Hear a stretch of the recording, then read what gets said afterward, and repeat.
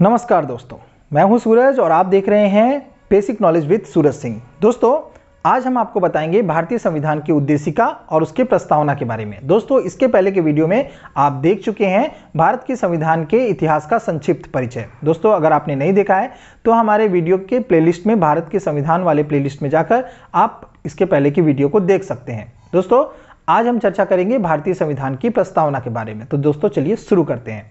दोस्तों, जवाहरलाल नेहरू के द्वारा जो उद्देश्य संकल्प प्रस्तुत किया गया था और उसमें जो आदर्श प्रस्तुत किए गए थे उनको ही संविधान की उद्देशिका में शामिल कर लिया गया था। जी हाँ दोस्तों, संविधान के 42वें संशोधन 1976 में के द्वारा संशोधित ये जो उद्देशिका है वो इस प्रकार है, जो हम आपको बताते हैं। दोस्तों, इसमें लिखा गया था कि हम भारत के लोग भारत को एक संपूर्ण प्रभुत्व संपन्न समाजवादी पंथ निरपेक्ष लोकतंत्रात्मक गणराज्य बनाने के लिए तथा उसके समस्त नागरिकों को सामाजिक, आर्थिक और राजनीतिक न्याय, विचार, अभिव्यक्ति, विश्वास, धर्म और उपासना की स्वतंत्रता, प्रतिष्ठा और अवसर की समता प्राप्त करने के लिए तथा उन सब में व्यक्ति की गरिमा और राष्ट्र की एकता और अखंडता सुनिश्चित करने वाली बंधुता को बढ़ाने के लिए दृढ़ संकल्प होकर अपनी इस संविधान सभा में आज तारीख 26 जनवरी 1949 ईस्वी को ये जो संविधान है इसको हम अंगीकृत करते हैं और उसको अधिनियमित करते हैं। ये चीज संविधान की प्रस्तावना में लिखा हुआ था।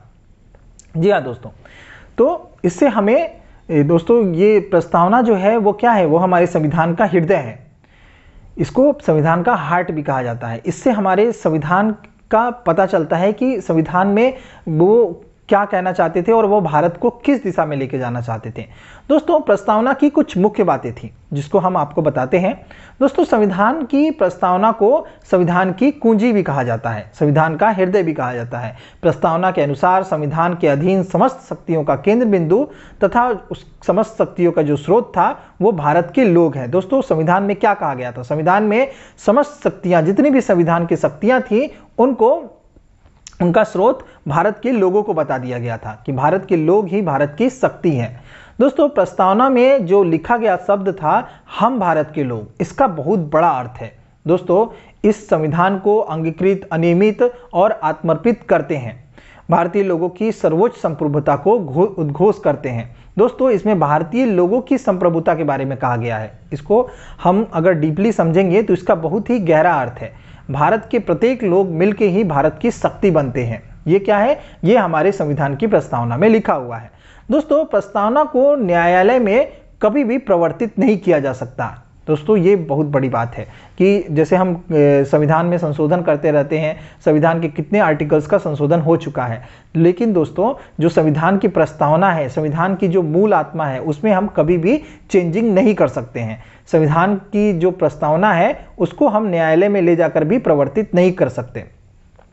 दोस्तों, ये निर्णय यूनियन ऑफ इंडिया बनाम जो मदन गोपाल जो केस था 1957 में जो निर्णय लिया गया था, उसमें यही निर्णय लिया गया था कि संविधान की प्रस्तावना को कभी भी न्यायालय प्रवर्तित नहीं कर सकता। दोस्तों, बेरूबाड़ी यूनियन विवाद जो था 1960 में, उसमें सर्वोच्च न्यायालय ने यह निर्णय दिया था कि जहां संविधान की भाषा संदिग्ध हो वहीं पे प्रस्तावना विधिक निर्वाचन में सहायता करेगा। दोस्तों, बेरूबाड़ी के बाद सर्वोच्च न्यायालय ने प्रस्तावना को संविधान का अंग नहीं माना था, इसलिए जो विधायिका थी उसको प्रस्तावना में संशोधन नहीं कर सकती। जो विधायिका है, सर्वोच्च न्यायालय ने क्या कहा था कि जो संविधान की जो प्रस्तावना है वो संविधान का अंग नहीं है, इसलिए जो भी विधायिका है जो कि कानून का रक्षा करती है वो संविधान के प्रस्तावना में संशोधन नहीं कर सकती। दोस्तों, लेकिन उसके बाद क्या हुआ था? सर्वोच्च न्यायालय के जो केशवानंद भारती बनाम केरल राज्य का जो मुकदमा था, उसमें 1973 में यह कहा गया था कि प्रस्तावना संविधान का ही अंग है, इसलिए विधायिका जो संसद है, जो कानून बनाती है, वो उसमें संशोधन कर सकती है।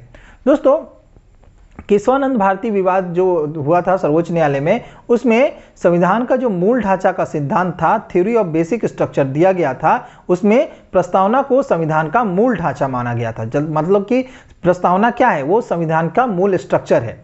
दोस्तों, संसद संविधान का मूल ढांचा में नकारात्मक संशोधन नहीं कर सकता।